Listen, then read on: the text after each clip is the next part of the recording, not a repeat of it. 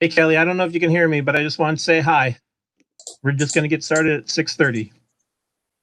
That's perfect.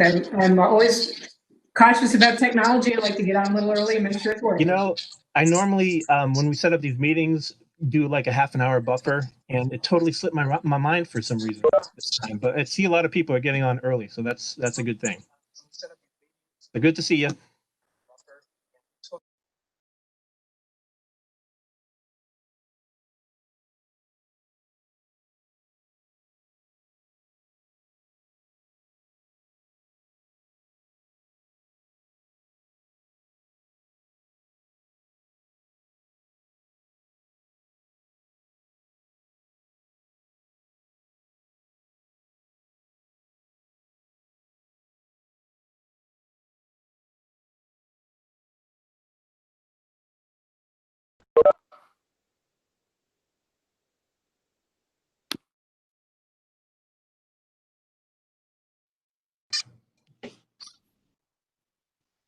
Hey there. Hey guys. John, how's it going? Good. How you doing? Doing great. Good. So we're going to start around 6:30. I normally provide a little buffer time, but we're just going to have to work it out. The agenda says start at 6:30, but we may have to start a little bit later. That's fine. You said food was gonna be delivered. Yeah, yeah. Do you like escargot or foie gras? More of an escargot type of person. All the salt and the garlic makes it better. Yeah. Fair enough. Well, All then right, we'll do that. I'll put it on mute and I'll stop the video and I'll just wrap up a couple of work things and okay. See you soon. want me to chat. You just tell me what you want me to do. You can shut down. I have some stuff I need to do too. So we'll see you in a little bit. Looking forward to it. Thank you.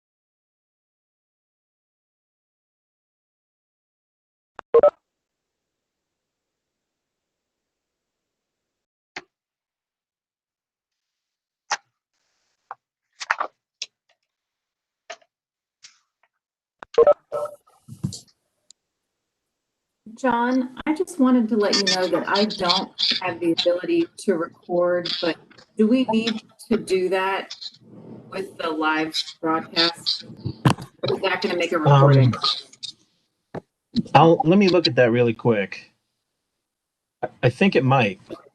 Okay. Hey, John, it's Kelly. I'm getting an echo, so I don't know if you have another device on.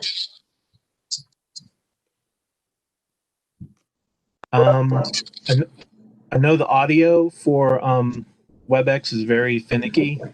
I'm gonna look and see if I have anything else running.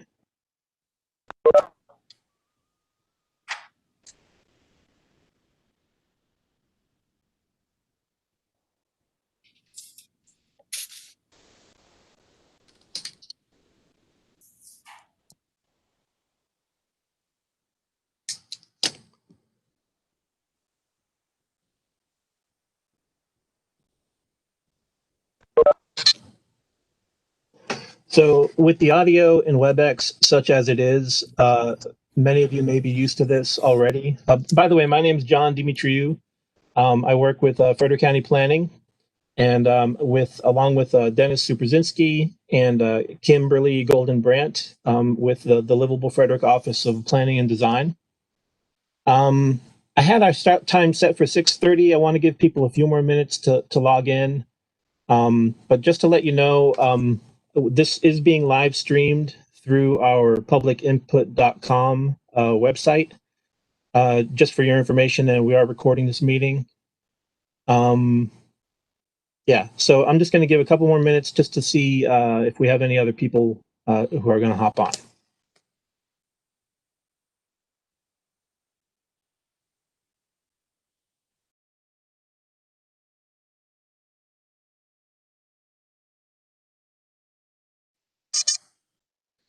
Meanwhile, we can all stare at our video feeds.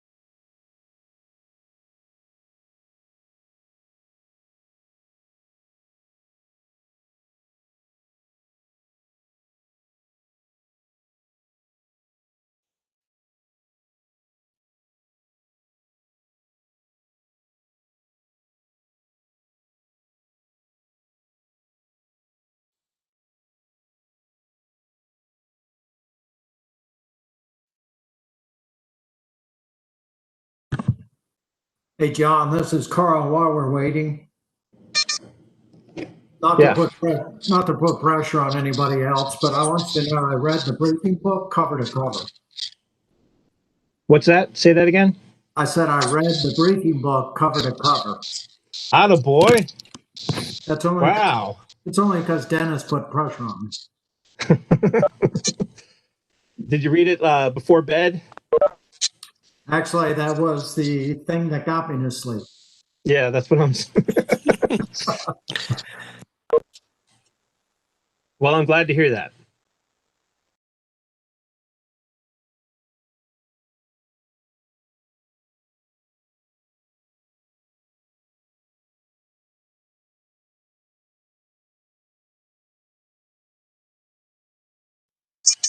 Okay, well, it looks like we have almost everybody. Um, so I think we'll go ahead and get started. Hello, everybody. Welcome to the South Frederick Corridors Scoping Group. So I think we'll go ahead and get started. Hello, everybody. Welcome to the South Frederick Corridors Scoping Group. So I think we'll start. Hello, everybody. Welcome. All right, I'm going to try to solve that problem. So I think we'll get started. Hello, everybody. Welcome. All right, I'm going to try to solve that problem.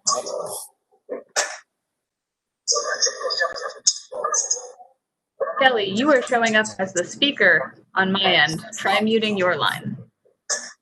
All right, progress.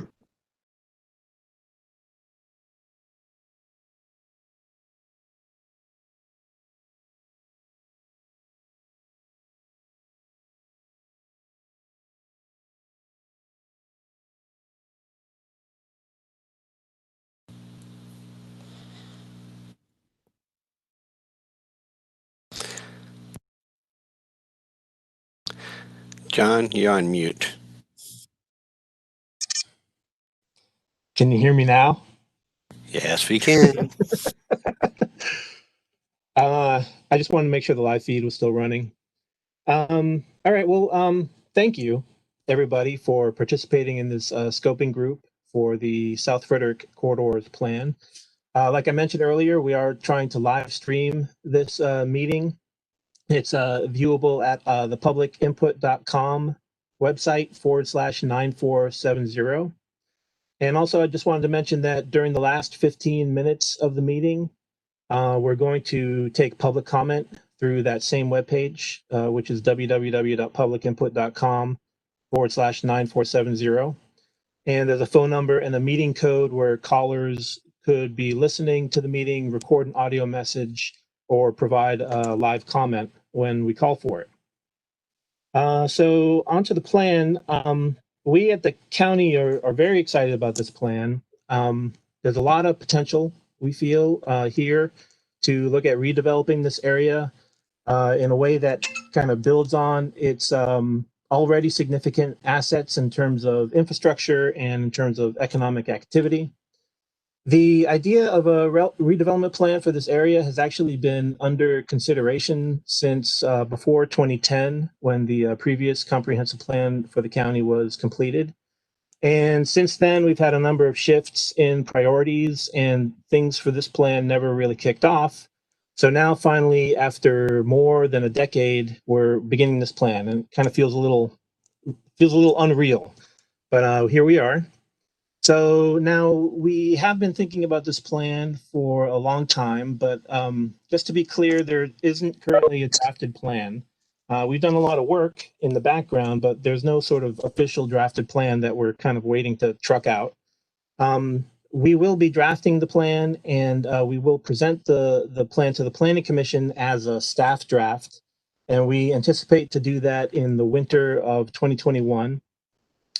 So while we as planning staff will be kind of doing the lion's share of developing that draft document, this scoping group is really here so that we can do that in the context of tapping into all of these incredible resources that we have in the counties that can give us some perspective and give us some insight, so that we can really best prepare for creating a viable redevelopment plan for the South Frederick corridors. So this group isn't really being formed to kind of review draft plan content. Rather, what we as planning staff hope to get from you guys is information. This group isn't really being formed to kind of review draft plan content. Rather, what we as planning staff hope to get from you guys. That's Kelly again. Has that been happening the whole time I've been speaking, or? Okay. So I'll try to move on. So what we hope for is information. We hope for opinions. We hope for your perspective. We need your guidance. And some of the things we'll be doing together will involve assessment. We're going to look at investigating the area. And this is all kind of a process of discovery for us as planning staff, and I hope for you guys as well. So ultimately, we're going to identify things like issues and opportunities, and we want to see if we can help you to help us to understand the needs and interests of the various entities that have a stake in this area. So in forming this group, we tried to get representatives from business, from development, from transportation, housing, social services, and from cultural and natural resources. And I'm very happy to say that we got a very good response to our invitations, and we have a very strong membership. I'm very impressed with our membership. So on that note, since some of us may be meeting for the first time kind of virtually here, I'd like for us to do kind of that awkward round of introductions. Maybe think of it like speed dating, except at the end of the round, we don't get to decide whether or not we'll see each other again. We have to say see each other again. So maybe just give your name and position and a few words about your bio and anything else you'd like to share, like, you know, your favorite flavor of ice cream. If you were a tree, what kind of tree would you be and why? And I guess I'll try to start alphabetically if you guys are cool with that. I'm not sure he's actually here at this meeting. Andrew Banasic from Monocacy Battlefield. It looks like I don't see him here. So I'll move on to Shane Boucher or Boucher. Boucher, you got it. Boucher. There you go. I wear several hats. I'm a bike coordinator for Thermo Fisher Scientific, which is one of the life science company that's within the corridor. And I'm also on the City of Frederick as well as Frederick County Bicycle and Pedestrian Advisory Committee. I do year-round bike commuting from the center of Frederick, City of Frederick, into Frederick County. And just a little thing about me that some of you already know, that I'm a high wheel racer as well. So I enjoy riding my high wheel bike around town.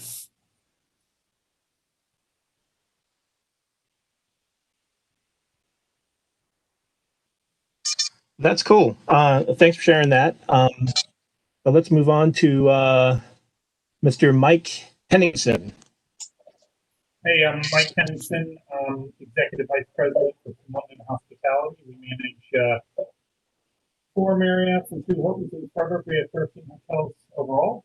Worked for London for 21 years, and I've been in the hotel industry for 38 years. Live in Middletown, work in Frederick County. Very active on the Frederick County Tourism Board and the State Hotel Lodging Association Board. Dunkin' Donuts, favorite place to get coffee. And if it's beer and it's cold, you'll find me somewhere where it's served somewhere in Frederick County.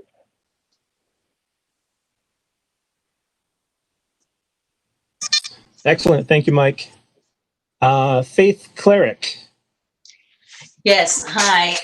I am the vice chair of the Sustainability Commission here in Frederick County. I've been a resident of the county for 11 years. And I have been involved in clean energy technologies and sustainability for about 35 years. That's what my career has been. I've worked with state, federal, and local governments in a variety of different policies. And also, when I did live in Montgomery County, I chaired the Environment Commission in the city of Rockville. So I was involved in a number of master planning on developments off of 355 down there, where we were moving to more of a mixed use scenario, particularly around some of our metro hubs and, you know, all of that, White Flint and all that stuff. Cool. So you're moving on up the road. Excellent. Exactly. That's great. So the next one up was Tom Kleinhensel, but I don't believe he's present. Are you there, Tom? No? Okay. So next is Mark Long, and I'm going to tell you who's in the hole, just so you can prepare yourself mentally. So Mark Long is next with Jack Lynch in the hole. Okay, good evening, everyone. I'm Mark Long, and my profession is home inspector for real estate transactions. I've been doing that about 15 years, and prior to that, I was a home builder and remodeler for a couple of decades. I currently serve as the chair of the Frederick County Affordable Housing Council, who are advocates for affordable housing, obviously, and we also help advise the county on any policy in regards to affordable housing. I also serve on the board of directors of Interfaith Housing Alliance, which creates and supports affordable housing. And in my spare time, I like to walk around the woods. That's it.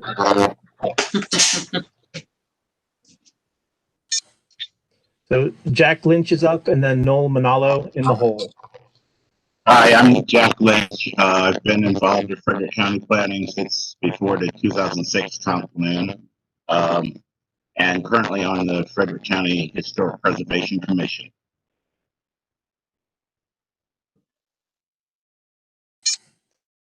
Thanks, Jack. Noel Manalo is up, and Jamie McKay is next. Hi, Noel Manalo. I'm an attorney at the offices of Miles and Stockbridge here in Frederick, Maryland. I do land use development and real estate, and we represent landowners, property owners, developers, both residential and commercial, as well as buyers and sellers. Thanks, Noel. So Jamie McKay is next, and Carl Morris is in the hole. Hey everyone, good evening. My name is Jamie McKay. I work at the Maryland Transit Administration in the Office of Planning, where I am a statewide transit planner focused primarily on accessibility and inclusive transit planning. I've lived here in Frederick since New Year's Day of 2014. As you can tell, I am quite the Frederick enthusiast. In my spare time, you'll find me at one of our many breweries. Please don't talk to me about work while I'm there. I'm kidding. You're welcome to talk to me about work anytime.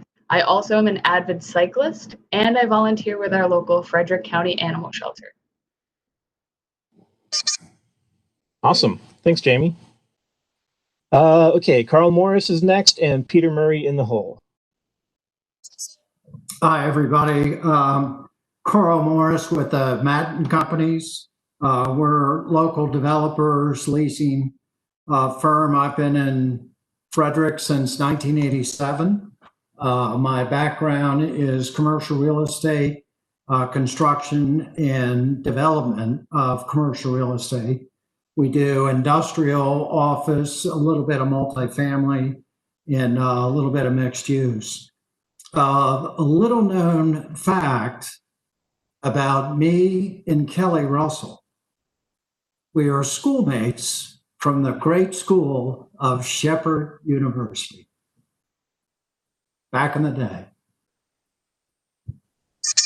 So are there any interesting keg stand stories you can share with us? No? Yeah? Okay. It's so weird to make a joke and not hear any reaction to it. All right, next. Peter Murray's up, and Kara Norman in the hole. Hello, my name is Peter Murray. I am the broker of Murray & Co. Real Estate, where I represent buyers and sellers in the Frederick and Montgomery County areas. I like to follow the Frederick County live, work, and play motto, and I can be seen regularly biking around the community just about every day until it gets cold. That's where I draw the line. About 50 or below is where I stop, and then I'll ride my Peloton. Thanks for having me, John. Thanks, Peter. Kara Norman, and then Andy Overton in the hole. Hi, I'm Kara Norman, and I'm the Executive Director of Downtown Frederick Partnership. And for those of you who are not familiar with the partnership, we're a historic preservation-based economic development organization.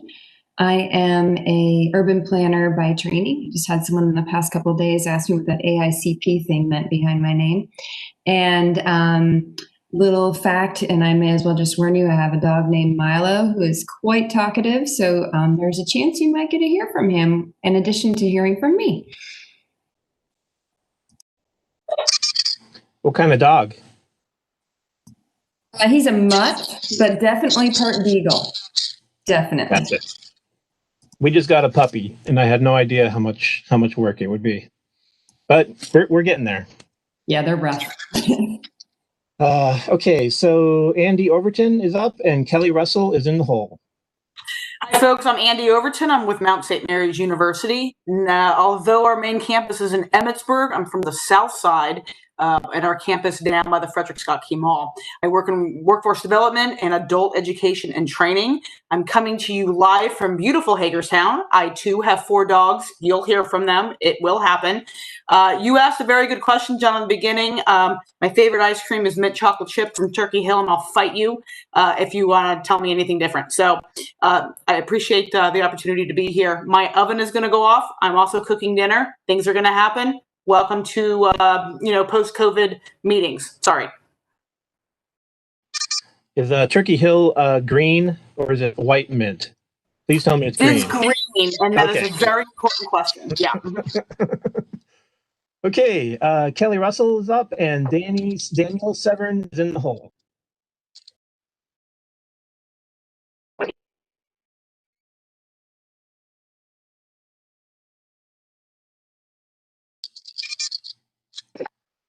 Hey Kelly, I'm sorry to say, but it seems like your audio connection isn't coming through. Maybe try muting and unmuting. I'm not sure.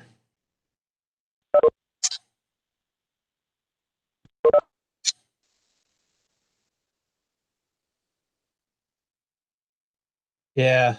You know what? Maybe, you know what works, and it's kind of silly, but it actually does work sometimes, is to just log off and log right back on. You want to try doing that?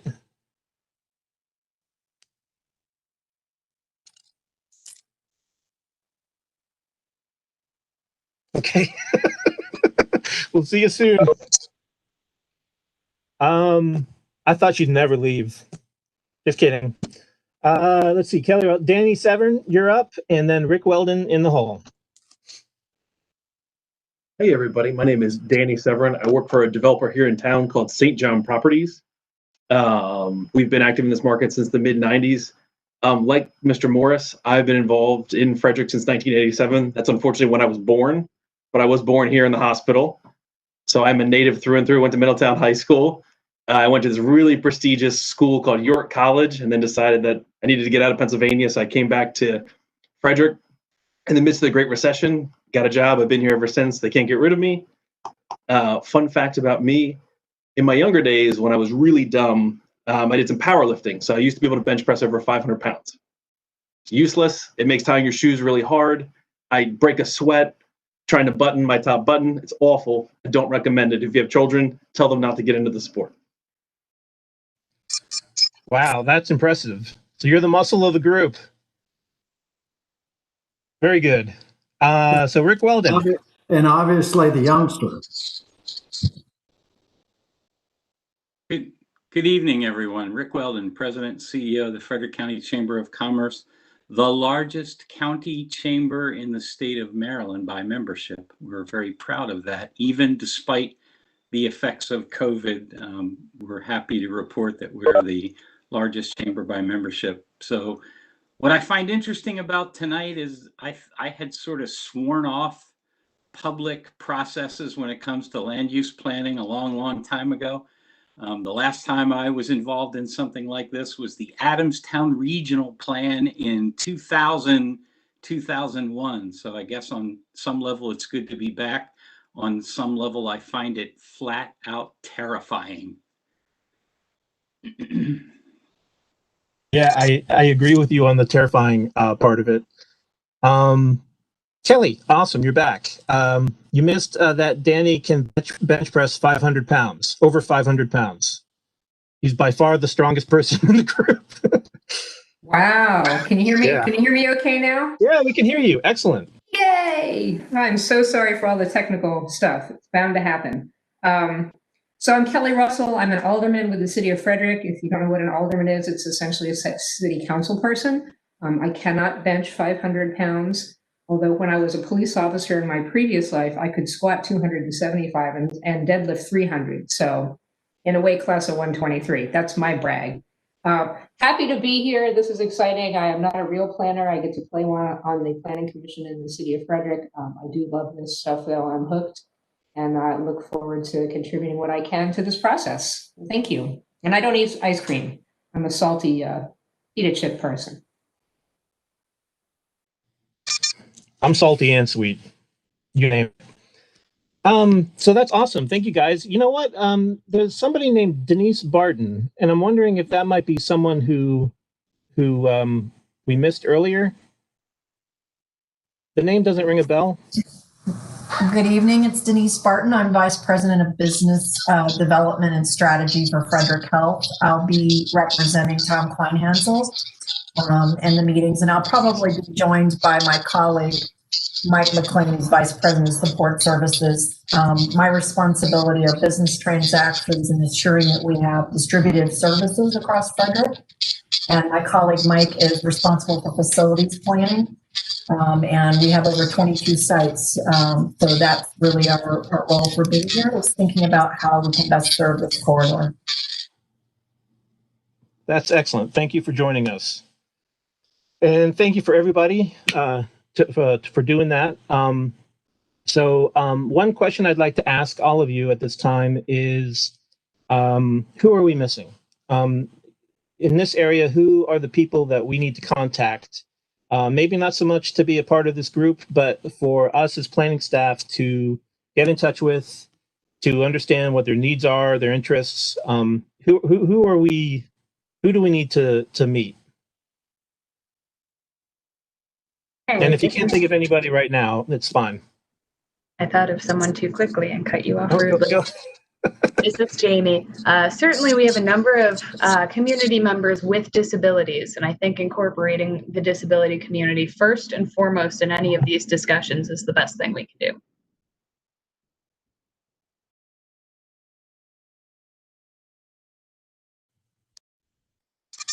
That's great. I would agree with that as well as seniors. Seniors, and you may want to include someone from the lending market as well, the residential financing side of things, for points I guess we'll get into a little bit later. So Peter, I'll have you know I'm a senior. Way to go, Mark. We're glad to have you. Thanks. If you can recommend somebody from the private lending market, that would be great. Maybe just send me, Dennis, or Kim an email. One thing that comes to mind, and I don't know if anyone in this group can go and speak for it, but it'd be good to go ahead and also include people who are regular pedestrian or people who like to do active transportation to get around, because part of what we're trying to do with the design is, people are moving further because they want to be in a more walkable transportation, community. And if you want somebody who's in that, I can recommend Xavier Bruce.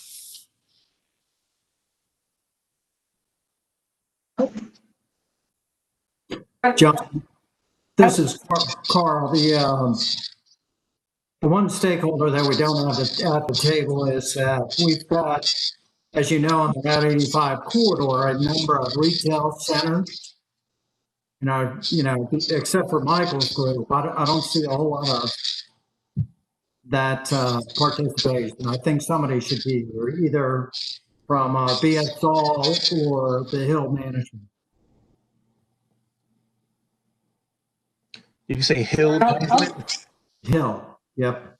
I can get you some context. That'd be great. Yeah. John Kelly, I'd like to piggyback on Jamie's comments about the community with disabilities, but also some representation from our typically underserved populations. I'm not really seeing that.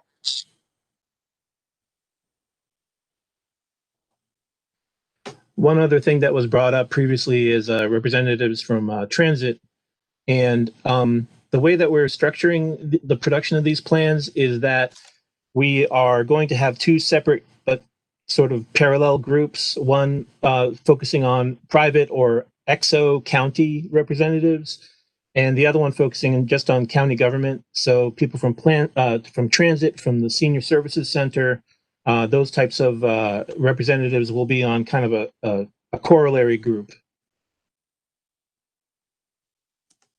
I'm not sure that I fully understand the role, but I feel like there's a really important need to have the retail tenants. I know we have a lot of the commercial brokers and developers, and I think that's important too. But the tenants themselves probably have a slightly different perspective, as do the residents. Again, it kind of, that format may be being on this committee, or it might be in some other way, but I think they're important voices to reach out to.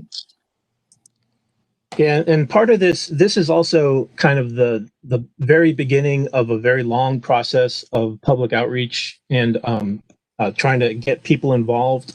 So one of the reasons why we're asking this question is to know kind of where to go from here. So this group is going to kind of serve a particular function to really sort of help us brainstorm, identify issues, find out what the different interests are. But there's going to be a long process after this where we reach out to the community. The planning commission process will involve additional outreach. It'll involve a public hearing.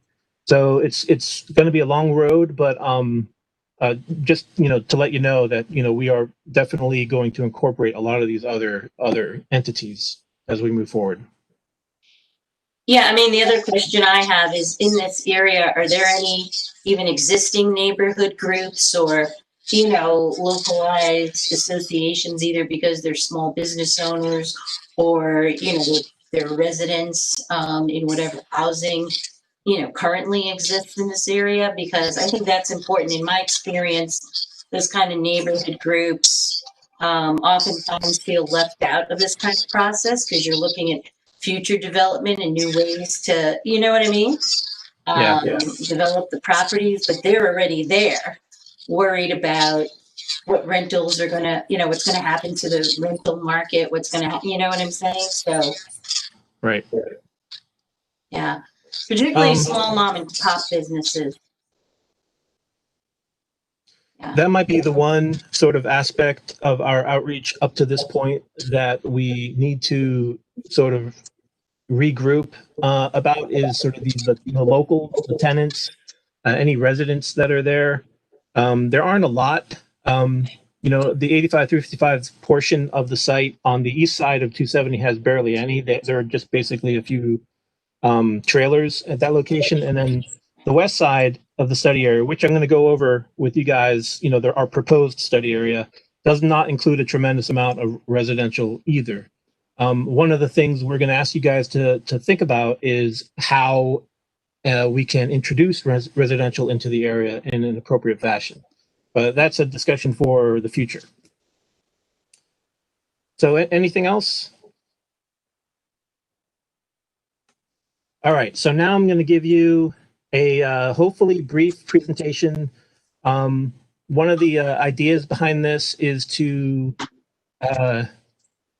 sort of provide an aspect of the planning perspective, because we have a lot of different backgrounds and we wanted to sort of just set the stage from our point of view in terms of what we want to try to accomplish in this area.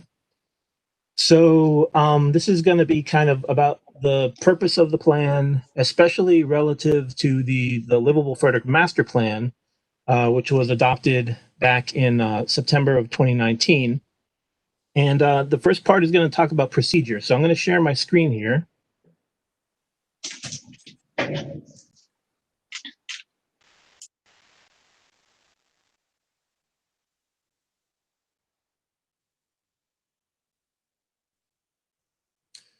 Okay, can you guys see that whiz bang graphic?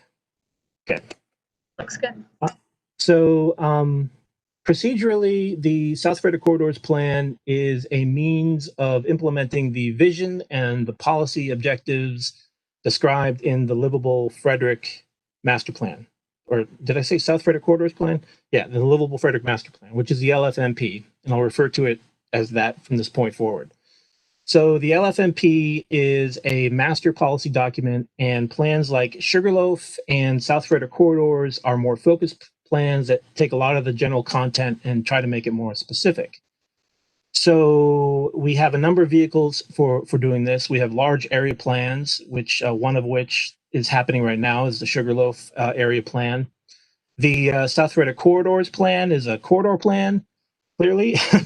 And we also have community plans, which focus on existing built-up areas like Ballinger Creek south of the city, or areas around existing municipalities. And also, we potentially have countywide functional plans, such as a future green infrastructure plan, an agricultural infrastructure plan, and a mobility plan.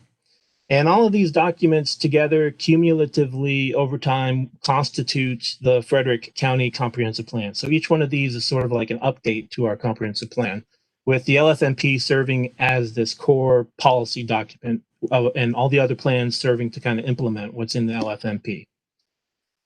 So that's sort of our comprehensive planning framework in a nutshell. But to start things off, like I said, we have diverse backgrounds. I'd like to talk a little bit about the planning perspective.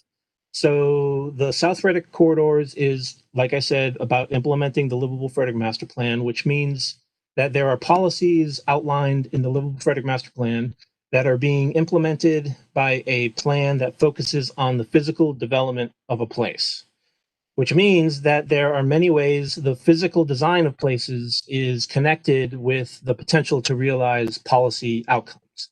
So in other words, different types of physical environments will afford different types of opportunities in terms of access to jobs, in terms of affordable housing, services, and amenities. For example, a place that is pleasant and attractive to occupy, as you know, we have a great example in downtown Frederick, can arguably boost economic activity in that place.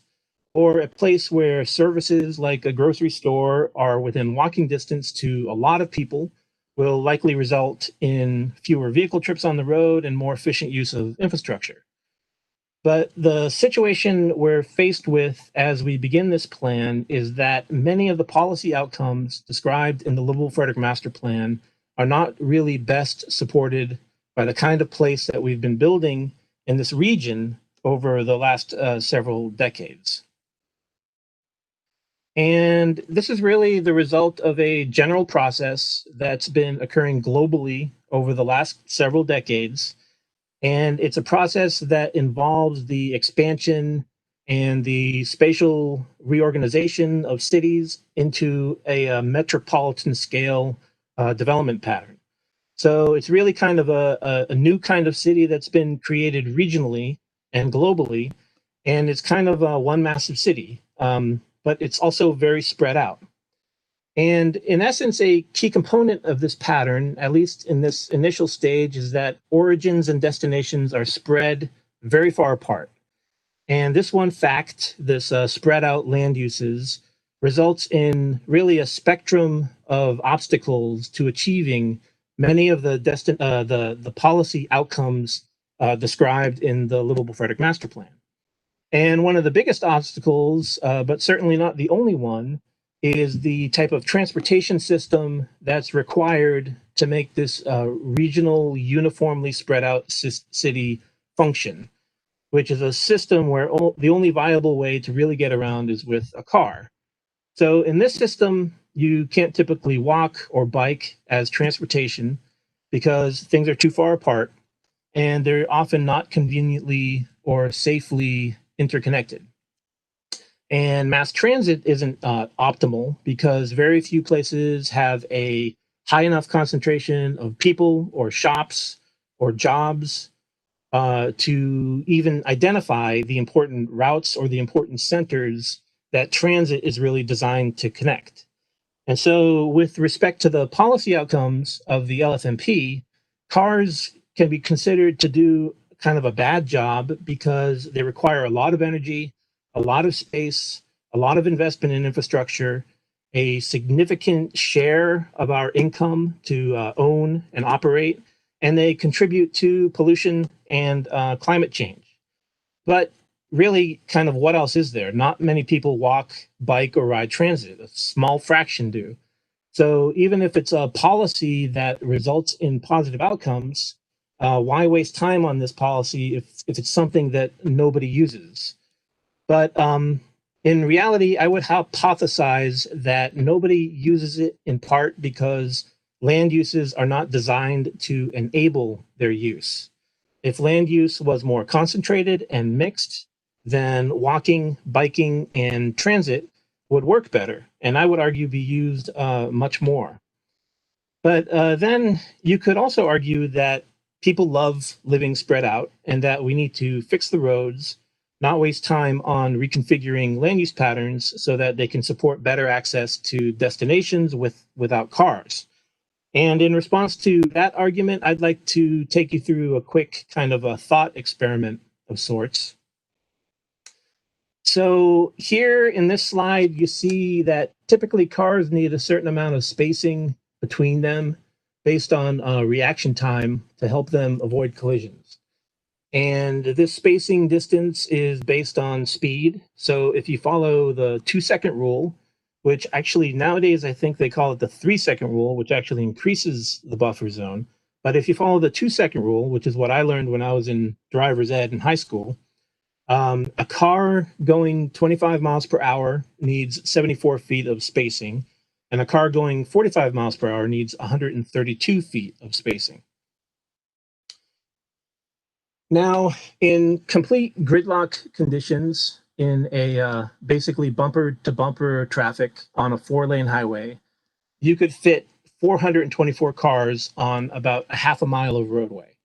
And if you want the same number of cars to be able to move at a speed of 25 miles per hour while maintaining that 2-second buffer, well, then you would need to add 13 additional lanes to that highway. So even at a modest speed of 25 miles per hour, the required capacity to safely serve the same number of cars required 325% more land area. Now, if you want the same number of cars to be able to move at a speed of 45 miles per hour, so a little bit faster, but also while maintaining that 2-second buffer, then you would need a total of 25 lanes. So at 45 miles per hour, the required capacity to safely serve the same number of cars requires 525% more area than the original 4-lane road, which in only one direction would result in a 275-foot overall lane width, which, as you can see, I snarkily added the Statue of Liberty, which is about 300 feet, so it'd be about the same. You could fit the Statue of Liberty on its side in the right-of-way of this highway. So in practice, you'd actually probably really need to double this to accommodate both directions of travel, or you'd have to have some kind of switchable lane direction mechanism, like on a toll bridge or in Connecticut Avenue in Washington, D.C. So it's a pretty stark look at how much space is actually needed to accommodate a certain number of cars. But there's also hope nowadays. Many of you may have heard about the autonomous vehicle, how they'll be able to travel closer together, and that will help us conserve a lot of space on the road and increase capacity. And so while there may be some gains, according to this thought experiment, I'm not so sure that it will really offer much reprieve in terms of congestion. And to illustrate that, so here's kind of your current thinking about how to organize autonomous vehicles. They're organized into what they call platoons. And inside the platoon, intra-platoon, there's a spacing requirement between cars of 9 feet. That's one of the measures that's being used right now. And then they also look at inter-platoon spacing, which is dependent on speed. So the faster the cars are going, the more inter-platoon spacing you would need. So there's still kind of a dimension here that's related to speed, just like with human drivers. So then if you look at a 3-lane road, which I took a measurement to the north of Gaithersburg, where I-270 was 3 lanes, and looked at the average annual daily trips and used several conversion factors to find out what the demand for that 3-lane road would be in 2020 at that location. And so if you look at what could fit in terms of autonomous vehicles on this road, you could fit about 180 cars, given that spacing requirement. And the demand for this 2,500 feet stretch of road based on that average annual daily trip measurement would actually result in a demand of 280 cars. So even under the current situation, if autonomous vehicles came into effect tomorrow, we would still have a deficit of capacity of 280 cars over this minute amount of time that it would require to travel this distance. So there'd still be a deficit. So what does all that mean? From this, I hope at least it's somewhat convincing that at a certain point, the natural low density spread of land uses is almost fundamentally dysfunctional, but is dysfunctional, could be dysfunctional. And because I think part of the reason is we could never realistically build enough roads to keep cars moving freely to make this system, this spread out system of land use work. So we have horrendous congestion with people spending countless sedentary hours on the road, driving to jobs that are really far away or running errands that take forever, spending lots of income on transportation, polluting the air, using up energy so that they can live in one type of more affordable housing that's only affordable because it's located in the outskirts of this metropolitan city. And all of those hours sitting in a car is time they could be spending with friends, with family, or being otherwise productive. So this issue is really just one facet of a justification for thinking differently about physical places in order to achieve some of the policy outcomes of the LFMP. Now, if we can provide some dense mixed-use districts in places like the South Frederick corridors, places that contain jobs, stores, homes, and regional transit connectivity that are located close together so that walking, biking, and transit use is viable, if not preferable, then we could potentially absorb growth in this county while creating less of an impact on our roads because a greater share of those trips could occur in a more efficient or in alternative forms, which is a pattern of development that supports the LFMP outcomes of economic development, by providing the types of multimodal places that are more in demand we're seeing by employers and by workers. It supports the outcome of housing affordability by creating an environment where a variety of housing types can be provided, resulting in greater probability that naturally occurring affordable housing could be provided. It supports the outcome of health by creating the ability to integrate physical activity with your daily life by walking and biking as a form of transportation, not just simply as leisure. And it supports the outcome of reducing carbon emissions and pollution by resulting in less time idling in car traffic and less natural land that needs to be converted to development land. So now, I should say with this caveat, I offer a little caveat here that, a simple plan for a portion of a county, which is a portion of a region, which constitutes the metropolitan city of the DC area, which is part of a global process, is not going to, on its own, significantly alter this or provide the things that we're trying to provide through the LFMP. But this approach is part of a larger trend in development, and one could actually argue that this is kind of the next stage of that global process, one that we would be smart to adopt while also thinking about how we can work within this context to create places that can better support the goals of the Livable Frederick Master Plan. So that's my lecture. Sorry to go on too long there. The next thing I want to do really quick before we kind of break off into discussion is just sort of describe the planning area. So this is what we've identified so far. It's the area identified in the the dashed thick white line. Interstate 270 runs along here. And so the outer limits of the planning area include the St. John's School to the south and the entire quarry. It runs up on the west side along New Design Road, up to I-270, down along the back edge of the northern quarry, and then over to the river, all the way down the river, back to the St. John's. There are also two parts to this study area. To the east side here, shown in black, we're referring to that as the South Frederick Triangle. And to the west side, we're referring to it as the Ballinger Creek East. So, and part of the reason for that is that this is really a very extensive area. It's massive. You know, I've been asked a number of times to sort of provide an example of what we think is going to happen here. It's a very difficult question to answer because almost everything could. I mean, you know, there in one place you could have a mixed-use walkable community, especially say around a transit center. In another place, you might focus on interconnecting streets or providing a different type of streetscape environment or a different type of amenity. It's a very vast area, and a lot of different strategies could be applied here. And part of what I think we all need to think about is what are those strategies? How would they be appropriate, and where? So,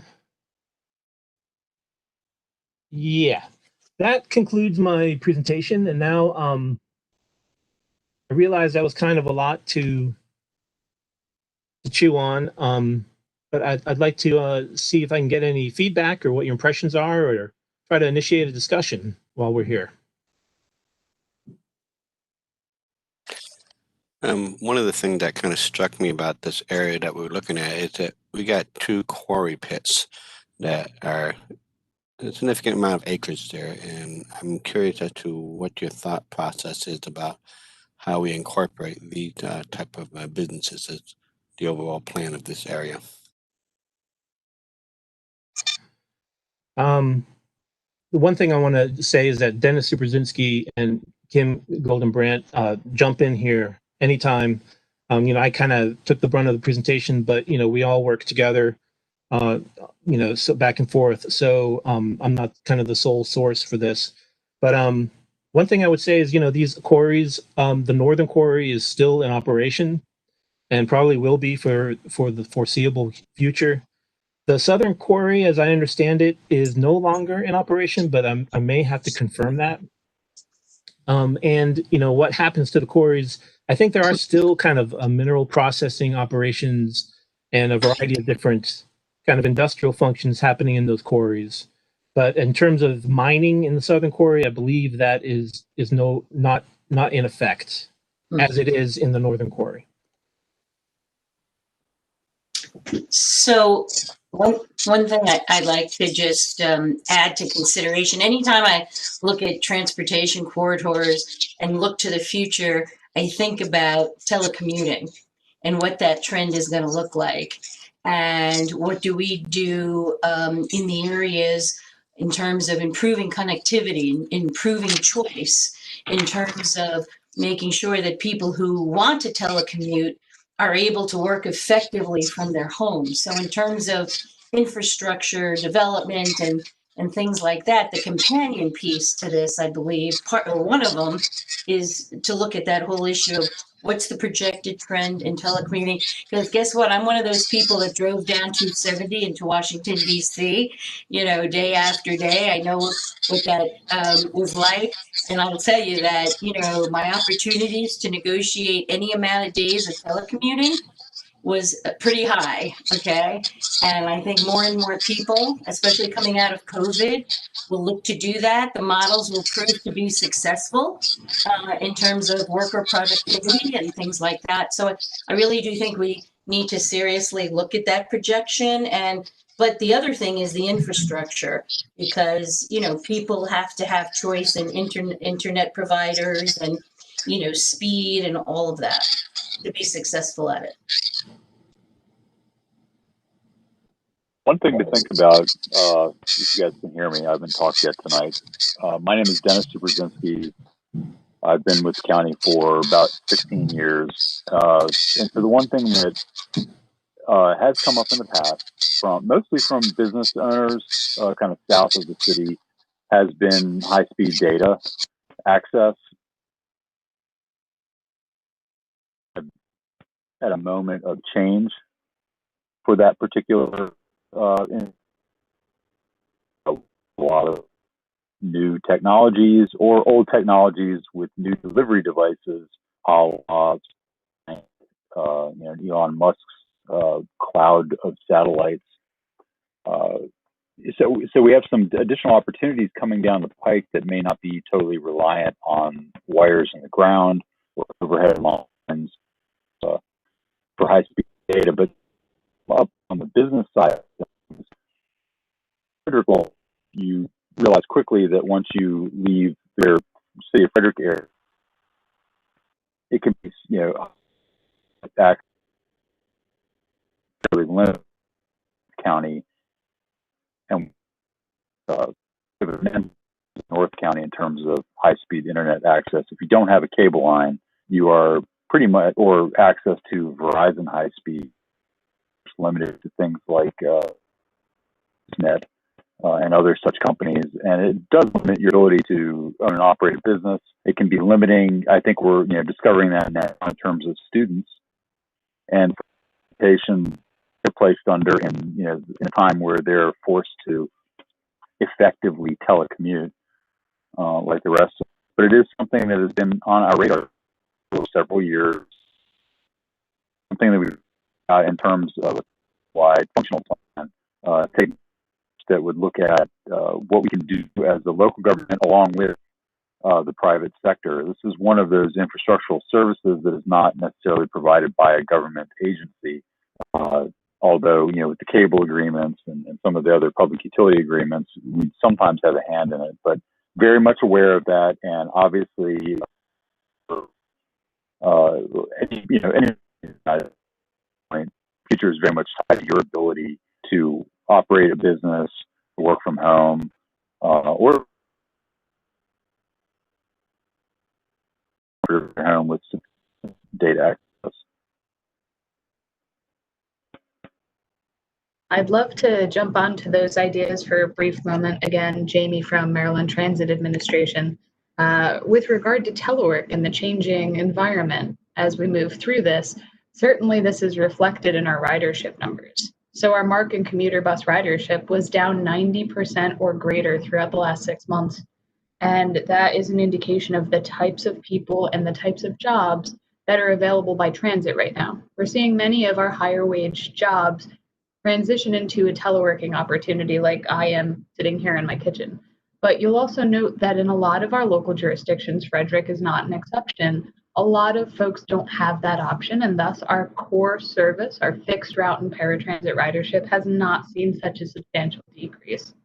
As we move forward with MTA and the statewide transit plan, one of the things we've also brought into examination is broadband access, because this is something that continues to impact the way our citizens get information, not only about transit, but about all of their community services. So I am appreciative that that was brought up, and certainly I can talk as much as you'd like about transit, but I'd like to cede my time to everyone else.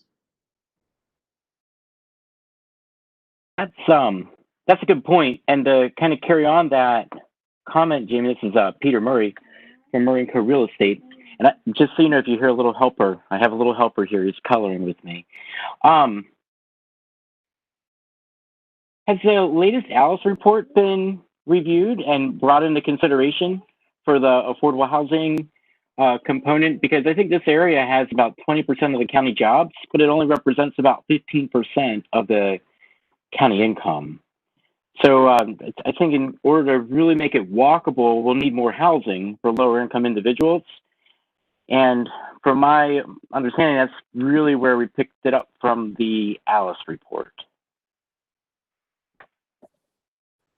We very much understand the need to connect jobs and units in the county. Very often, when we're looking at planning issues, we're concentrating on one of the right. We're looking at a housing development or commercial development.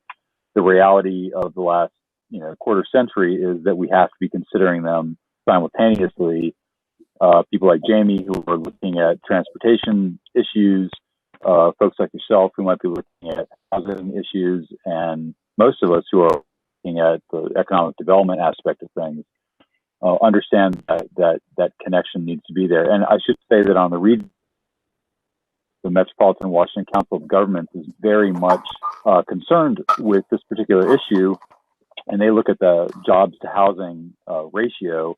They actually have a measured ratio that they look at, which is a good indicator of the number of jobs in a particular region. And of course, their push is to have a regional approach to jobs and housing such that there's less strain on the highway network, at least in the foreseeable future.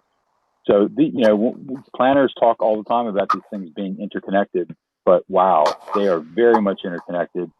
We are aware and have looked at and are in contact with other housing advocates in the county, and we will certainly be looking to them for advice as we move along.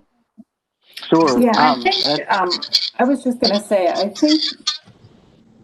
I think Mark Long was ready to jump in there. Mark is a long-time affordable housing advocate for the county. Yes, if I may, if I could piggyback on what Peter was saying and Dennis.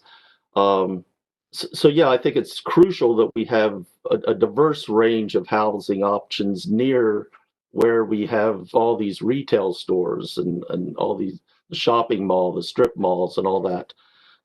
It's one thing to talk about the transit going down 270 to Washington and what we can do about that.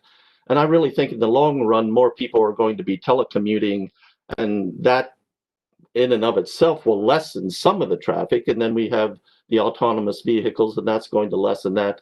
But just for everyday shopping and going out to the theater and going out to, whatever you're doing for recreation or to have a good time, it's very beneficial, I think, to have housing near things like all the stores and whatever that are in that corridor right now. So I, for one, would want to see, and haven't drilled down deep enough to see where this would happen best, but I for one, would like to see a lot of mixed use zoning occur within this corridor, so that we can have a lot of people living in this area. Right now, there's very few people living in this area. It's all commercial.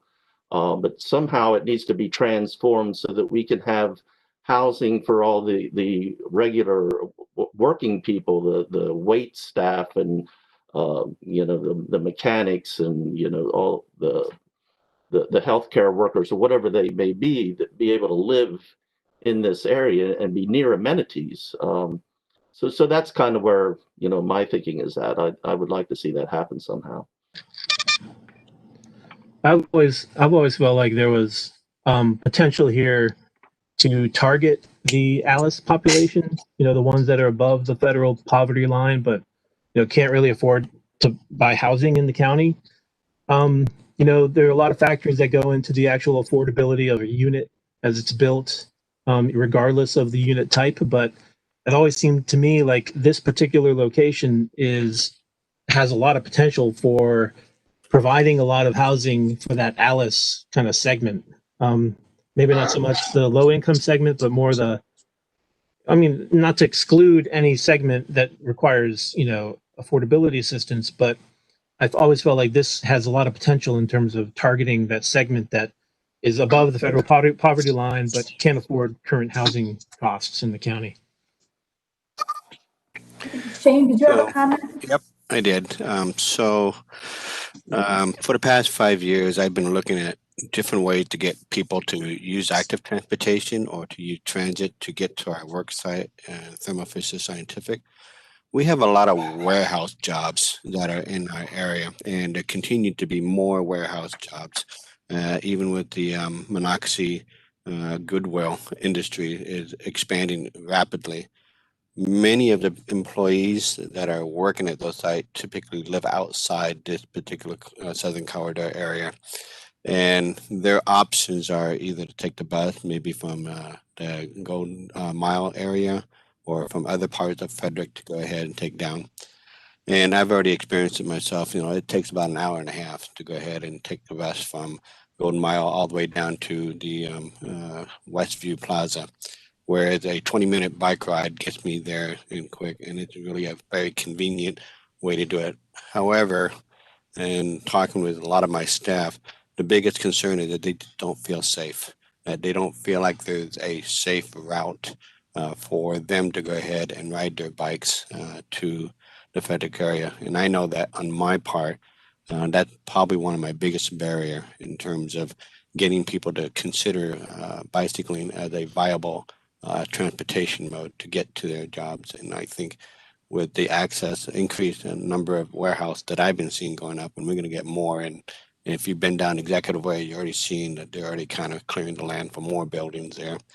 That I think we need to just be creative in terms of how do we go ahead and provide transportation access, whether that's more frequent services with transit so that they don't have to go ahead and take an hour and a half, or find some other mean besides just maybe walking or just bicycling.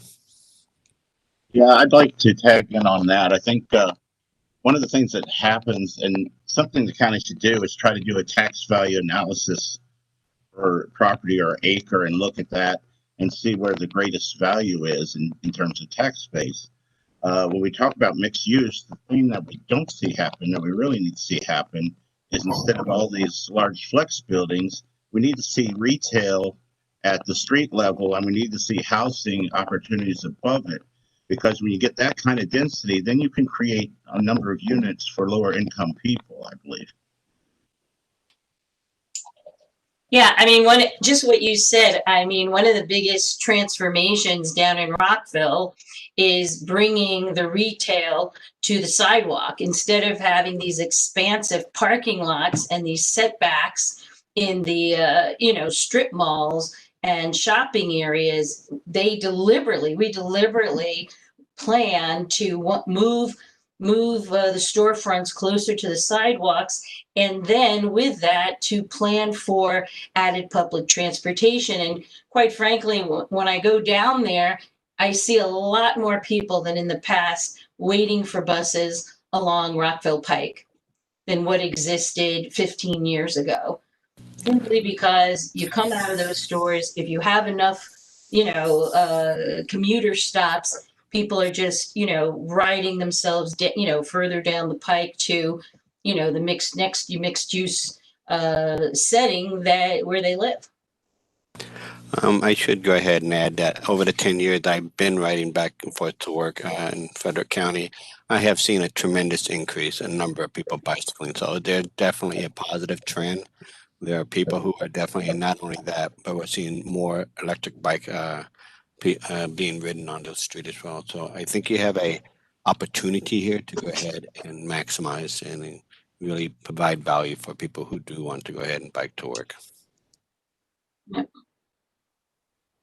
I will beg the argument for a quick second that certainly land use impacts the efficacy of our transit services. If we have sprawl and if we have distances that are untenable in between the locations where people want to go, or if we make pedestrian infrastructure unfriendly or inaccessible, that limits our ability to provide effective transit, regardless of how much money, time, or energy we put into it. So certainly I know everyone's on the same page with that, but I felt like it needed to be said. I just want to add to what you said in terms of safety, because that's another big one. When you have these big thoroughfares and you're wanting people to do more walking, you really have to then look at the safety issue, especially as you may increase the number of families and children in those areas. To kind of add on to that comment, I don't think it's purely proximity of uses. It's also the network that you follow to get there. I mean, clearly, I'm a downtown person.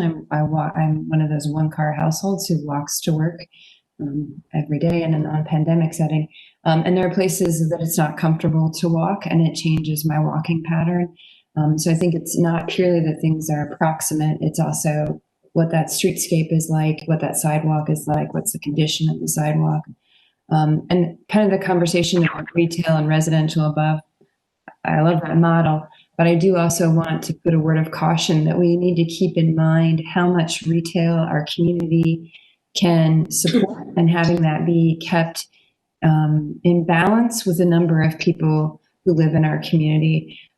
I haven't looked at the numbers lately, but I'm pretty sure Frederick County remains over-retailed in a broad, general sense. So it's always something to think about. And then I know the pandemic is too early to see how that's really going to change things. But I really wonder about big boxes. I will say my habits there. I mean, there are certain things you just have to go to a big box for. But I don't know that I'm ever going back inside. And that's not because I'm afraid to. It's just way better when they just deliver it to my door. I don't have to go there anymore. It's a pain in the butt to get there. I don't want to go. So am I weird and I'm the only one who's changing my habit that way?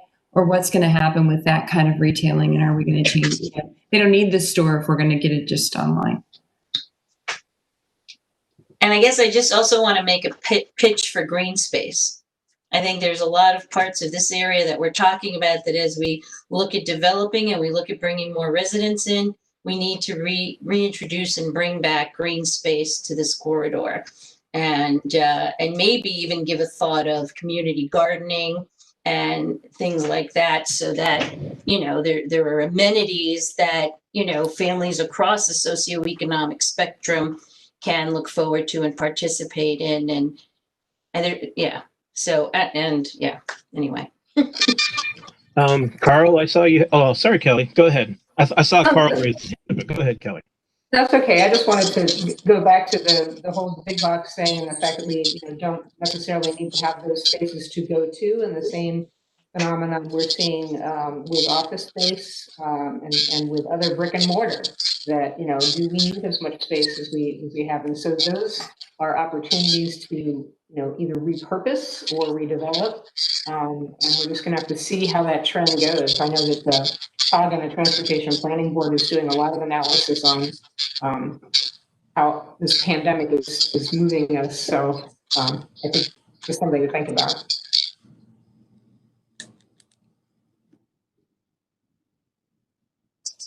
There we go. Sorry, I'm technically challenged. I wasn't born in 1987.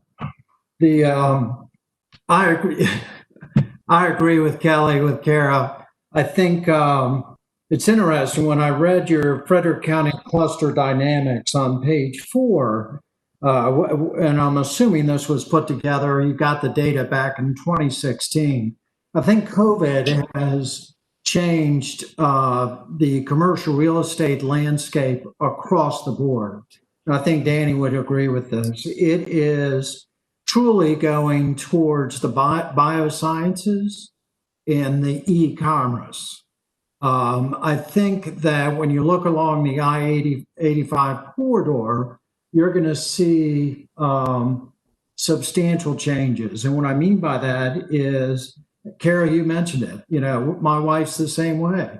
I can't tell you the last time she's gone to a grocery store, but a big box store, I can't tell you the last time she's gone. It's all at our doorstep. And I think that's the way things are going. If you look at Goodwill, they redid their entire business plan and opened up a 100,000 square foot e-commerce center. So I think I appreciate everybody's notion on transportation, the ease of transportation, but the reality is the boots on the ground, which Danny and I fight each and every day, the world has changed. It's e-commerce, it's bioscience, and we got to be thinking kind of big picture. The big picture I would point to, and really this is a great model to look at, and I know this is going to have a lot of people cringe, but Northern Virginia, right across the river, has done an excellent job reacting to the marketplace. And they've got transportation, they've got bicycle trails from one point to the other. So I hear all that, but it's really, I think, our job to try to mend the two and stay current with the current market. Because I'm telling you, Frederick County, and I've been here for a long time, I love Frederick County. My kids grew up here, they're still here. We're losing opportunities because we're not reaching out to the vision of what's truly happening out there in the market. So I appreciate all the conversation, but I think we need to revisit page 4, the Frederick County cluster dynamics, and really tune in on where's the market going.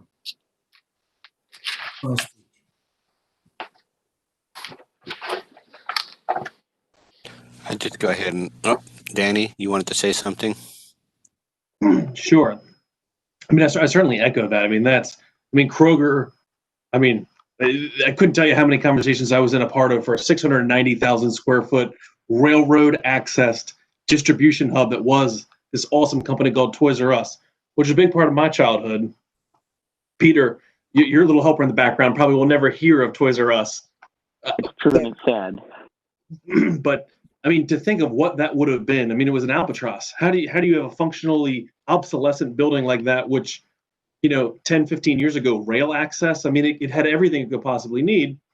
And now it's a machine automated grocery store last mile distribution facility. That's new age stuff that Carl's absolutely correct. I mean, Amazon located in Northern Virginia for a reason, both technologically, but also for distribution purposes. And that's what we've seen in the market. That's where we've shifted our product type and just where we've seen the variety of users. Things don't necessarily get distributed out of big boxes anymore. Sears is crescendoing, Kmart is crescendoing, but Home Depot, they have retail and they have last mile distribution facilities. We're building one currently because people order online, and these groups are savvy enough to realize that that product coming out of the footprint of a retail store is too expensive. Coming out of a centrally located mini distribution hub, because it can be there tomorrow. And that's, people have no patience, they're not willing to wait, and they want it now. And so either the retail aspect of I go to Home Depot and I buy that refrigerator and you put it in my car and I take it home, or I click on it and it's there quicker and easier. That's the dynamic of how this market has changed.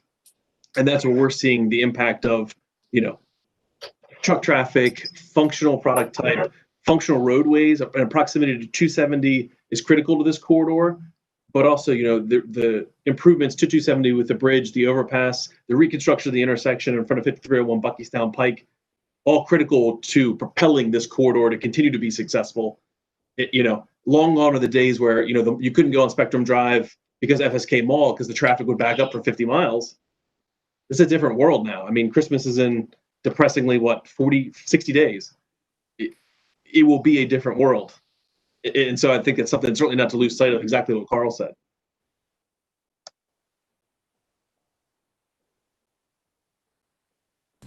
I would say I don't think it's ubiquitous to retail, because I think it depends on what, like Home Depot and things like that. There's a lot of things that you don't need to see or touch. You know what it is, you can order it. I think there's a different segment of retail that's going to be, you're still going to want in person. We're kind of seeing both sides of that trend. But I think in this particular corridor, it's like rethinking that box and how they're doing it into the future, because that's the kind of stuff you don't need to see or feel. Like toilet paper just is. You don't need to see it. So there's a lot of things there that I think people feel really comfortable ordering online.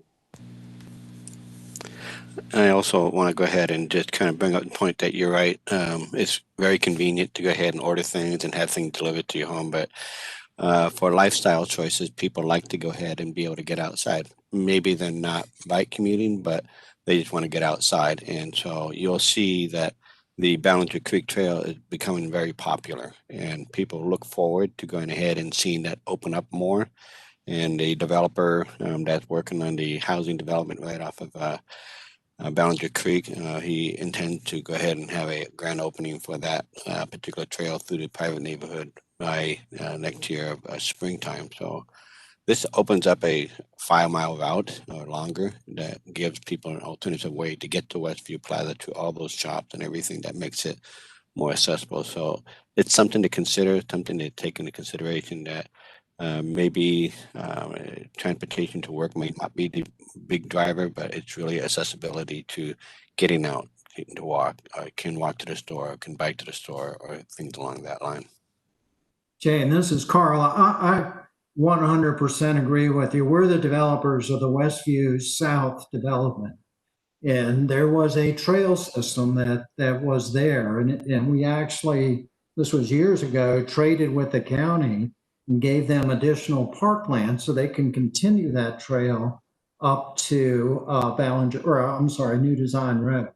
So eventually, that trail is supposed to make its way all the way. It's supposed to jump across Route 85, right there where Ballinger Creek crosses Route 85, and make its way down to Monocacy Boulevard. I think that would be an awesome asset for the county. Absolutely. I agree. One thing I would ask people to consider is the notion that the connection between sort of the physical form of development and the actual use of that form is not as rigid as some people kind of understand it. I think we have a lot of notions about how things are typically done. And I think that there are a lot of approaches that could be very creative that respond to the variations in the marketplace, but also can help create a type of physical environment that affords, safe walking and biking, is attractive and makes people want to locate there, that can actually kind of functionally combine uses like employment and residential in a very proximate fashion. So this whole connection between form and use, I think, is not as one-to-one as a lot of people, as it's at least has been thought about in the past. I agree. I think that's important to keep in mind. Will there be any sort of creative zoning opportunities? I know Frederick City, they just redid their form-based zoning. Yeah, and guys, jump in if you want to include anything. But yeah, form-based codes is kind of like a newish trend out there, but it's popular for a reason, because it does a lot of things that we kind of feel like are lacking in our current zoning approach. So that's one thing that I think we should consider pretty seriously. Looking at how spaces are configured across properties, across an entire district, and thinking about being more flexible with the types of uses that can occur as long as the physical form creates public or common areas that are sort of more cohesive and more appealing and more functional. Can I just jump in very, very quickly and just talk about the city of Frederick? We are currently in the throes of our 2020 comprehensive plan, and in that we discuss and are putting forward the idea of adopting form-based code overlays in small area plans. So we're not looking at like redoing the whole entire city all at once. I think that would be overwhelming. But as we apply small area plans, we're looking to create individual floating zones that will, again, people are more worried about like how you get there, what it looks like, is it attractive, do I feel good here? And they don't really necessarily care what's going on inside the building. So I think the form-based code gives you the opportunity to sort of reimagine some of the spaces that you have.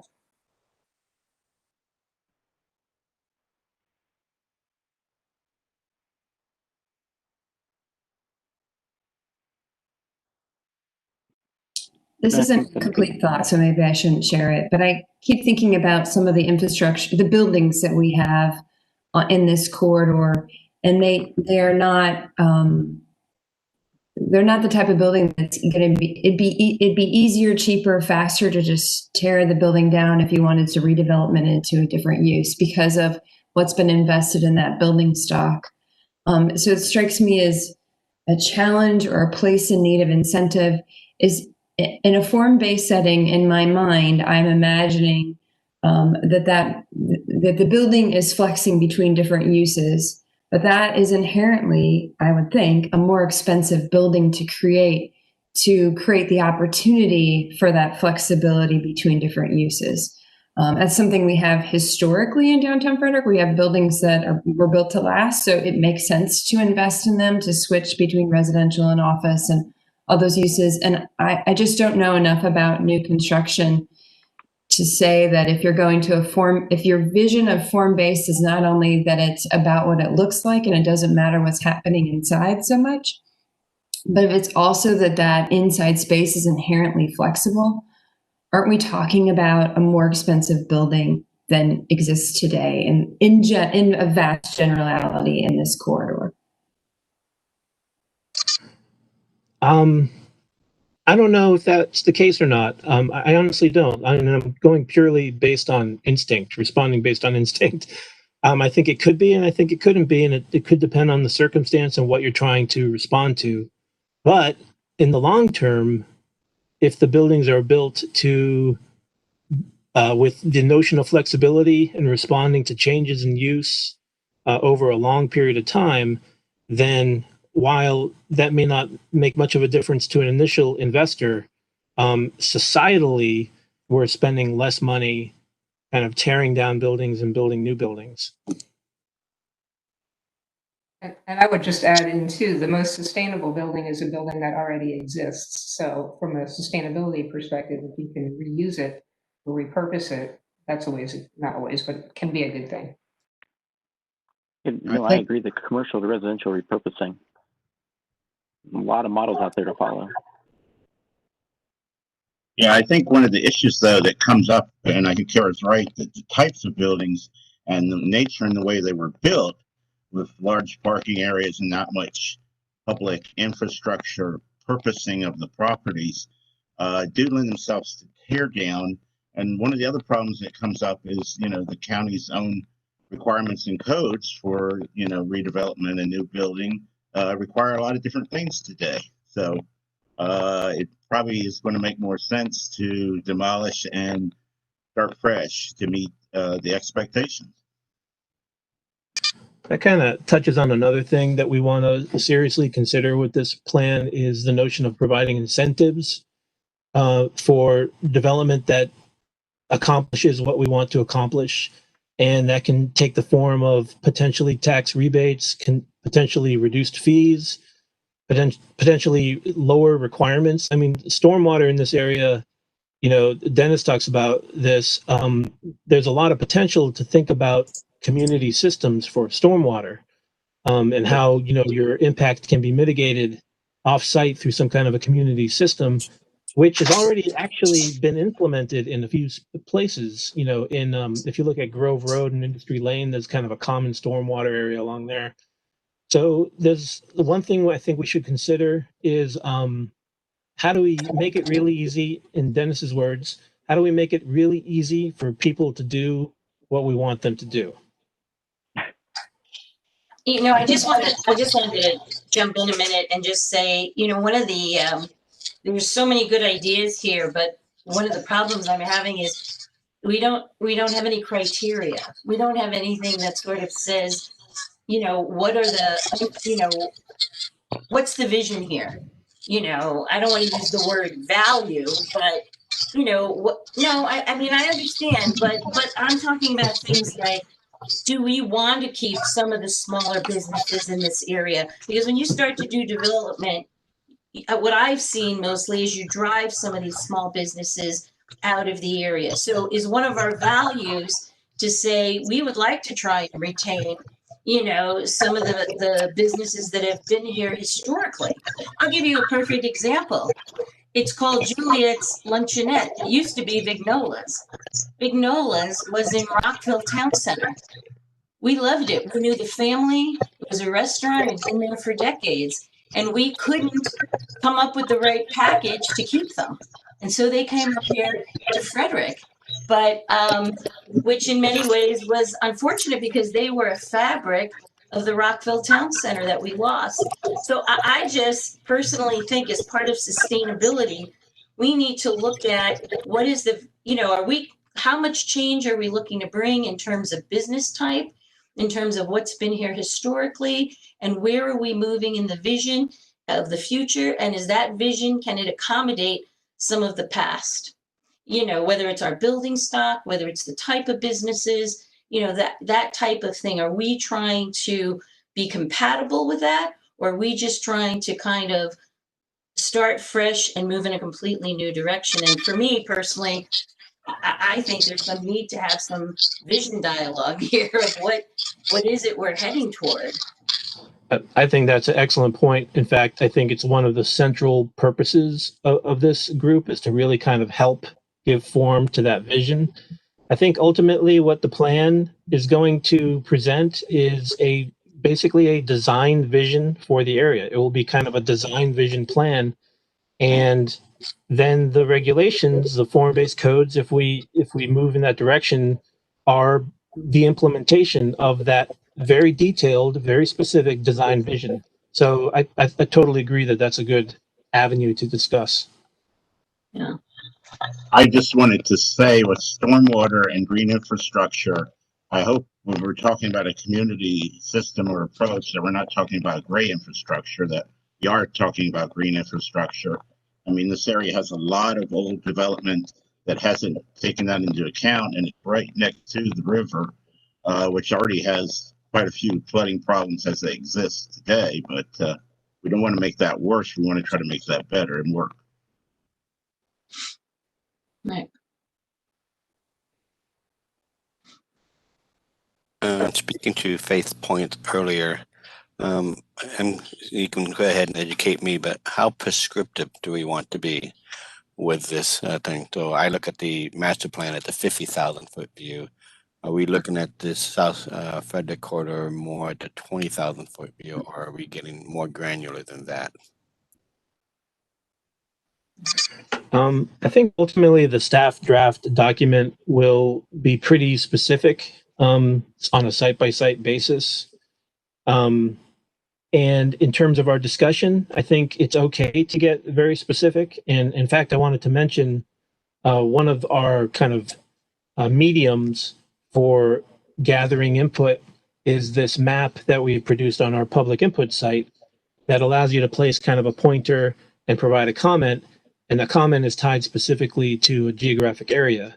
So I feel like we can use that not just to kind of identify problem points, but to also think about, well, you know, this would be a great location for X use or a major connection for this particular system. So I think being specific is fine. I think it's good. Thank you.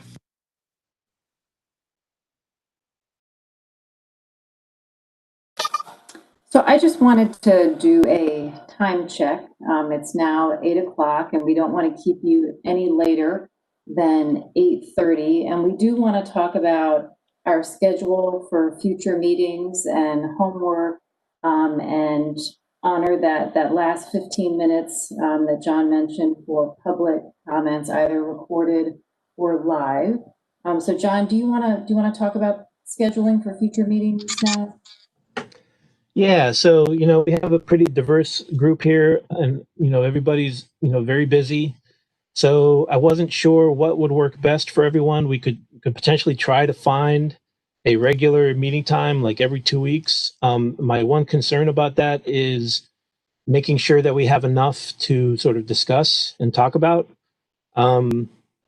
The other option is to sort of put out a what I don't know if you guys have heard about this. It's a doodle poll. I'm sure you guys have heard about it. But it's sort of like a application where you can select a variety of different times, and then the time with the most selections wins, and that's when our next meeting is. Part of it depends on how much time we need to sort of. I mean, I said there wasn't going to be a ton of homework, but you know, we want to think through things and sort of come back to the meeting prepared to discuss particular issues. So part of it depends on how much time we need to do that. So it's not very definitive at this point, but I wanted to put those options out there to gauge you guys in terms of what you would prefer. I think a doodle poll works pretty fine for me. I would prefer a regular meeting time. And if it's such that, it's on some schedule and you're not ready because for whatever reason, just cancel it. It's way easier to have it saved on my calendar than to, anyway, I'd prefer a regular time. If we use a doodle to set the regular time, that's fine with me too. I agree with Kara. I'd prefer to have a regular time on my schedule because I have numerous meetings like this and I need to get it on my calendar. I third your comment, Mark and Kara. So, but if we want to do a doodle poll to establish that regular date, that's fine. Yeah. I think just in terms of transparency and having public participation, you do need to have something that's pretty regular. Yes, that's true too. John, you need to unmute yourself. I'm just kidding. I'm not muted. So I guess unless there's any objection, then I'll go ahead and send out a doodle poll to determine a regular meeting time, and we'll go with that approach. We'll just have a regular meeting time. Okay. Sounds good. So in terms of homework, I don't really have an assignment yet. One of the things I want to prepare is a survey. And once I get that kind of initial survey done, I want to send it out to you guys and have you fill it out, and then we can kind of discuss the results at our next meeting. Kim or Dennis, did you have any other thoughts about that?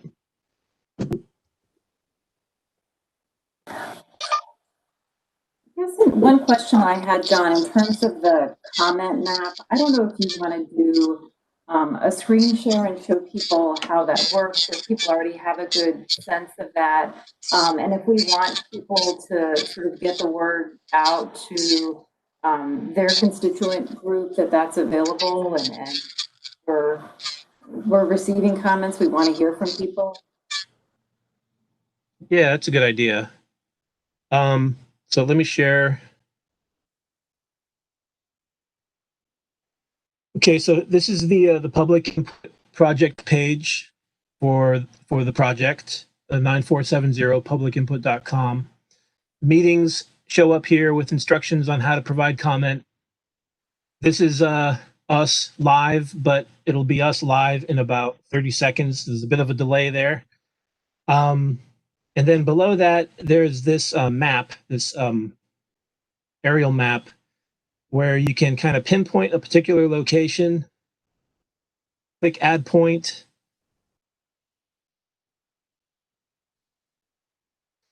add some comment, and then post with comment. And then that all gets saved in the database that we can then review. And so meetings will be posted there. This comment map will be posted there. Future survey will be accessed through that site. And kind of any other information related to the project. Is there a window that the map is open, that it'll close, and will staff sort of compile all of those comments in a digestible form? So so with that comment map, you can maximize the window to kind of get a better view. You can look at what other people have commented. So like if someone wants to see what I wrote, you could find the green markers, click on it, and you'll see the comment here. And then we can take all of those comments and kind of compile them into a list and provide it to everybody. Were you talking more about time frame, Kelly? Yeah, I was. Oh, window sorry. of opportunity. Kelly meant the Yeah. time frame that we Oh, can. okay. I'm stuck in the computer. Yeah. Anyway, window of opportunity. I don't know. That's a great question. I haven't thought about that. So this might be another a good opportunity to go over the schedule for the plan that we presented to the Planning Commission recently. That's up on the website as well. Yeah. Let me.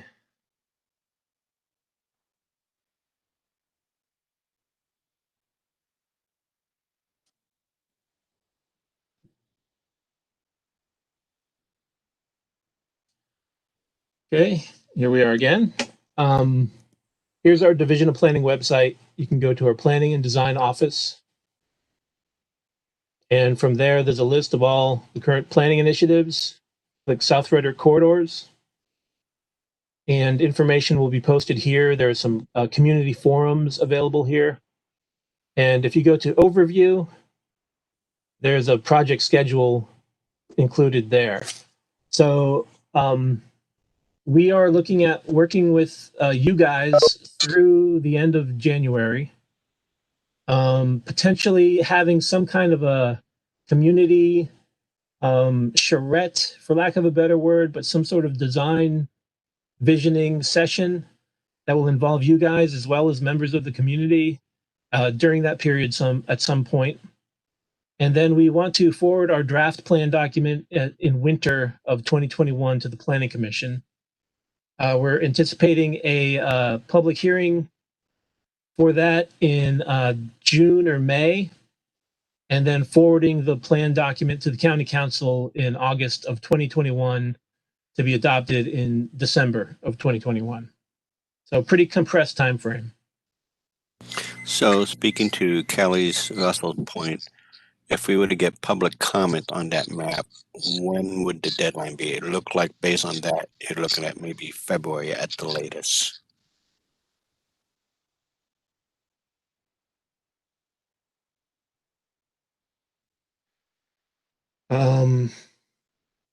You know, it's something maybe we need to consider in more detail because we want to be able to carry public comment through the Planning Commission process as well, and even the County Council process. But the map is kind of more tied to specific geographic interventions, so it might make more sense to think about that earlier in the process. So I don't know, maybe there are different waves of the map. So maybe this is kind of like the scoping group wave of the map. And then as that ends, we do another wave for the Planning Commission. I'm just kind of thinking out loud. John, that makes complete sense to me. You sort of have segments. You close one and then you open up the next one. Yeah. Take into account what you've gotten. Sorry, Kelly, didn't mean to talk over you. I like the iterative process. It also allows us to respond directly to constituent feedback and demonstrate that we're listening and we're being active. Yeah. Excellent.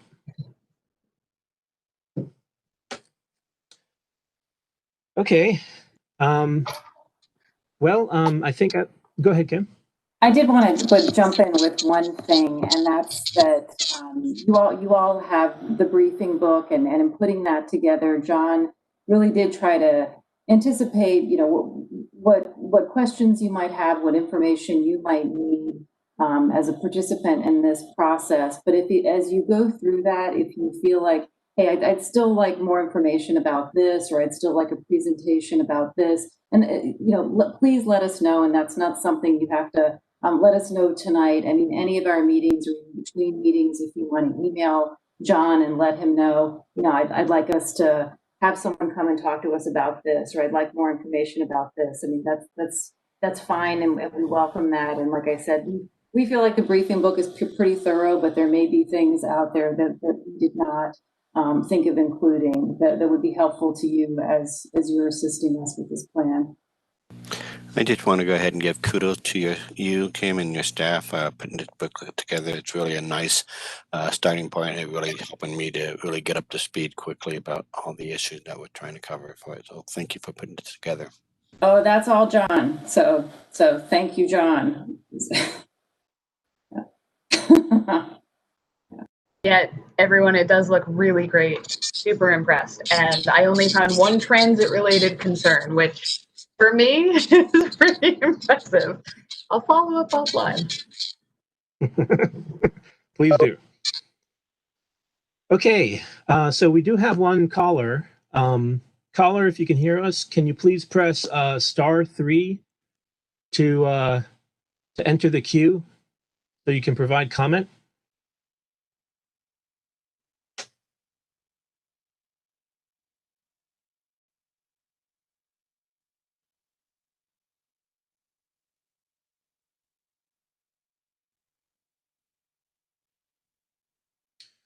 So I don't see anyone entering the queue. It sounds like maybe someone's just listening. I'm going to give it just a minute or more too, just to make sure.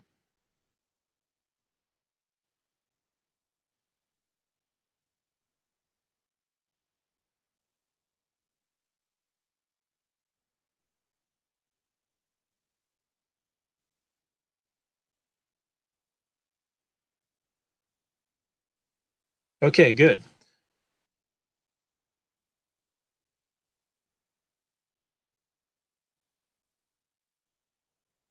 Hey, John, can you hear me? Hey, Eric. How are you? Hello. So Eric Soder from, as I guess Commissioner Thompson used to say, just a simple country planner from Emmitsburg here. It's been a good discussion. I know a number of you on this advisory group, and I'm sure I'll be talking to you and participating throughout this whole process, as John and Kimberly and Dennis know. I've been chomping at the bit to get this corridor plan going as a land planner with Rogers Consulting. I guess just a couple of things I wanted to note, and there'll certainly be some more that I'll provide feedback separately. But since this is an advisory group, you talked about incentives and you talked about those types of things to spur redevelopment. And John and Dennis and Kimberly have all heard this, but I will say it. We have to fix the APFO, regulations, particularly with schools. We can do all we want. We can get zoning. We can do all these things, but unless that particular element is fixed, we can give all the incentives that we want, but we have to be able to provide a path forward. So some things are going to be givens in this corridor in terms of policy. You talked earlier about policy outcomes, and I think, there's some things that are going to happen to spur redevelopment. And then there's another layer of incentives that would allow another level of development. And I think all the things that you talked about will occur. Redevelopment will absolutely improve things like stormwater, connectivity, green area. Just we all know the corridor, know what it kind of looks like and feels like. I've got a number of clients that are sort of itching to sort of test that. So the other thing just to keep in mind, the auto industry is obviously big out there. It really does remind me of a lot like the East Frederick corridor, and I know Alderman Russell is familiar with this. It's difficult because those are viable businesses out there, and I think we collectively need to make sure that we are reaching out to them as well, because it's their livelihoods. People have put a lot of effort into those businesses, and they're going to be there for a long, long time. I'm sure Carl and Danny can, attest to that, because those businesses have been out there. There's a need for that. So it's, we have to recognize that this is going to be incremental redevelopment as well. We're not going to turn into Rockville overnight. We're not going to turn into the city of Frederick overnight. It's going to take incremental redevelopment. So I'm glad that this is finally going, and thank you for all your participation, and just look forward to participating in whatever effort it is over the next year. Thank you. So Eric, are you still there? Yes. Okay. So just for the benefit of the group, I mean, you mentioned issues with the APFO, and I'm assuming that you're speaking to the school capacity issues within the planning area, but did you want to elaborate on that at all? Well, yeah, I mean, just the school, APFO test is pretty strict in the county. It's really, I mean, I've looked at all the APFOs just from, our work, and it's really the strictest in the state, because it's 100% capacity. And this is absent the school mitigation fee, which is, some people, understand, that's was in effect for a number of years. Some developments are still able to utilize that. That's where, if it's over capacity, you can kind of pay an additional fee. But we are at 100% capacity. There are other tools in terms of changing the capacity, allowing for the fee to occur when it's marginally over capacity, those kind of things. The city still maintains that they have sort of an upset limit, recognizing that there is, a need to balance that, because I just don't see the county continuing on a path of just trying to build themselves out and kind of waiting for school to get over capacity for when the funds kind of come in. So there has to be, sort of some give and take and balance, and recognition that, you're likely getting multifamily in here. Multifamily doesn't generate a ton of students, so it's a low student generator. So there's definitely more data on that in terms of the details, but that's kind of the one thing that's a tripwire, so to speak, right now. And do you also have schools have concerns from an APFO perspective about the transportation infrastructure in the planning area, or is it primarily the schools? No, I mean, I think for your APFO traffic, what's probably going to happen is, assuming that you can get credits for what the existing use that is there, you know, in terms of how many, what the trip generation is currently. But, you know, the other thing is to remember is, you know, I think Carl noted, I mean, the world's changed. And, you know, the reality is every home's a place of work.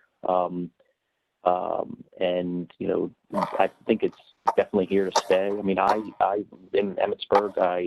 My main office is in Germantown. I've got a secondary office in Frederick, and I would go to Germantown mainly.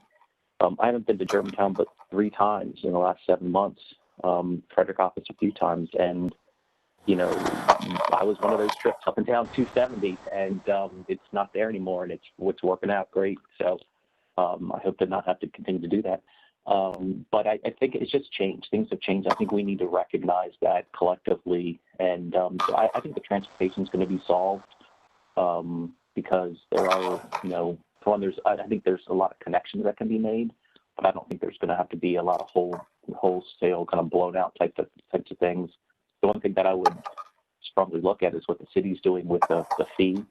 They're looking at a mobility fee, recognizing that there's only so much you can do in the core of the downtown in terms of making physical improvements to the transportation vehicle,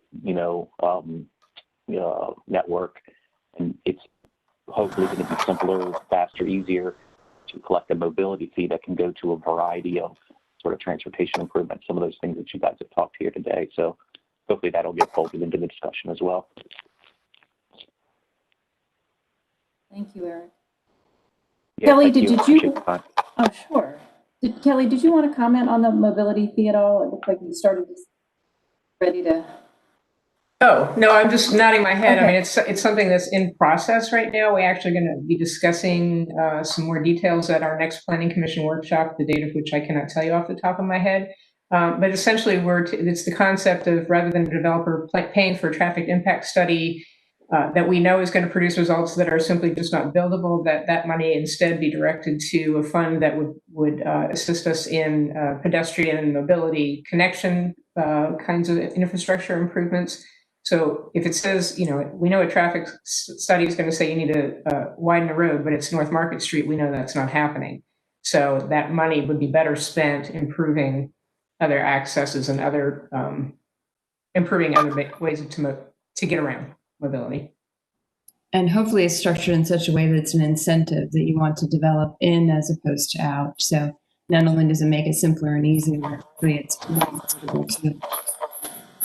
Great. Thank you both.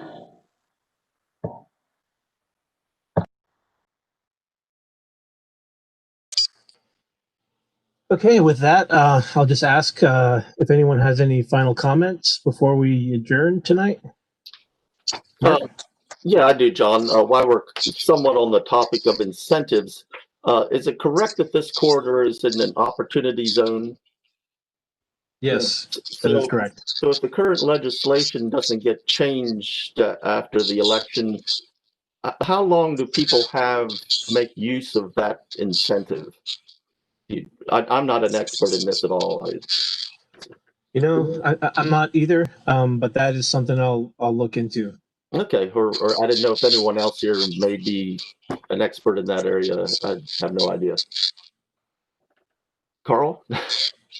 No, I'm no expert in that area, but John, I think it might be beneficial to overlay the opportunity zone within the corridor, because I think what you're going to find is it does not impact probably the majority of those properties.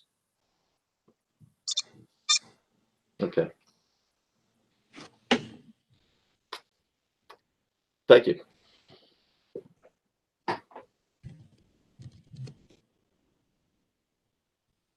Okay, I'll do that later. Okay, thank you, everybody. I really do appreciate this. I feel like this was a really productive discussion. I'm excited about our next meeting. I'm excited about this plan. My favorite flavor of ice cream is Breyer's chocolate. And yeah, that's it. Thank you, everybody, and have a great night. And I'll send you out your the doodle poll for figuring out our regular meeting time. Great. Good job, John. Good night. Thanks, everybody. Thank you. To meet you all. Have a good night. Mhm.